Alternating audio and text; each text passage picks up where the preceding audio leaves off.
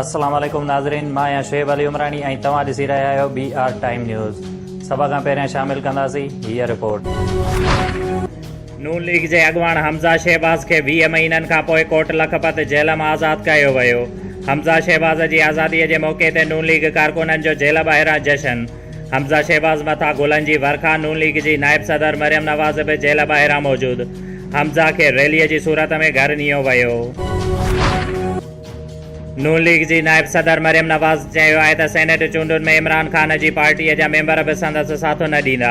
असांजी पहिरीं अवलियत डिस्का जी चूंड आहे। इमरान ख़ान हिकु भेरो त जोड़ तोड़ करे इक़्तिदार में अची वियो, हाणे उन लाइ दर बंदि आहिनि। जाती अमरा में मीडिया सां ॻाल्हाईंदे मरियम नवाज़ चयो त PDM जो उमेदवार यूसुफ रज़ा गीलानी आहे।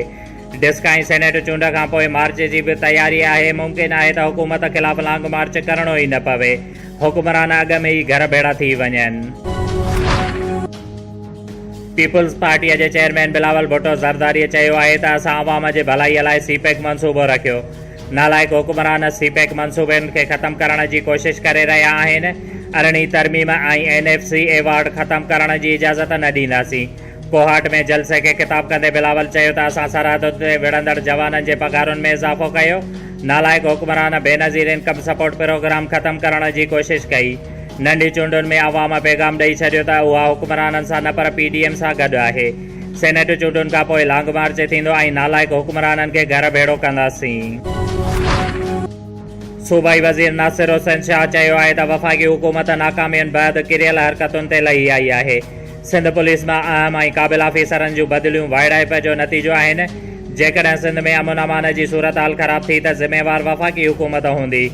ऑफिसर्स जी बदिलियुनि ते रद्द अमल ज़ाहिर कंदे नासिर हुसैन शाह चयो आहे त IG ऐं ॿियनि पुलिस ऑफिसरनि खे अजायो टारगेट कयो पियो वञे। हीअ चाहिनि था त KP ऐं पंजाब जीअं सिंध पुलिस बि हिननि जी ग़ुलामी करे। कराचीअ जी दहशतगर्दी तोड़ अदालत PTI अॻवान हलीम आदिल शेख जी ज़मानत वारी दरख़्वास्त ते फ़ैसिलो महफ़ूज़ करे वरितो।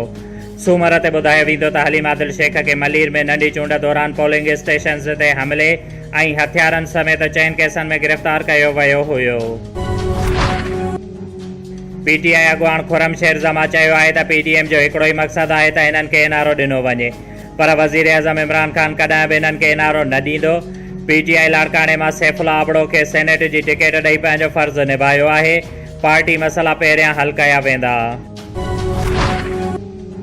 पाकिस्तान तहरीक इंसाफ़ जे सूबाई अॻवान इनायतुल्लाह रिंद फयाज़ ऐं ॿियनि नवाबशाह प्रेस क्लब में प्रेस कॉन्फ्रेंस करण बैदि एहतिजाजी मुज़ाहिरो कंदे चयो त सिंध हुकूमत किरियल हरकतुनि ते लही आई आहे ऐं सिंध हुकूमत अपोज़िशन लीडर हलीम आदिल शेख खां सियासी इंतकाम वठी रही आहे, छाकाणि त हलीम आदिल शेख पीपुल्स पार्टीअ जी करप्शन ऐं बद इंतिज़ामिया खे ज़ाहिर करणु चाहे थो।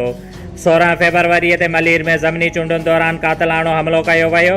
पुलिस जी मारिफत कूड़े केस में जेल मोकिलियो वियो, जंहिं ते उन्हनि मुतालबो कयो त हलीम आदिल शेख मथां हमिलो कंदड़नि खे गिरफ़्तार करे सख़्त कार्रवाई कई वञे ऐं मथां कूड़ा केस ख़तमु कया वञनि, न त ॿी सूरत में सख़्त एहतिजाज कयो वेंदो। शुएब अली उमरानीअ खे ॾींदा इजाज़त। वधीक ख़बरुनि ऐं अपडेट्स लाइ ॾिसंदा रहो BR टाइम न्यूज़।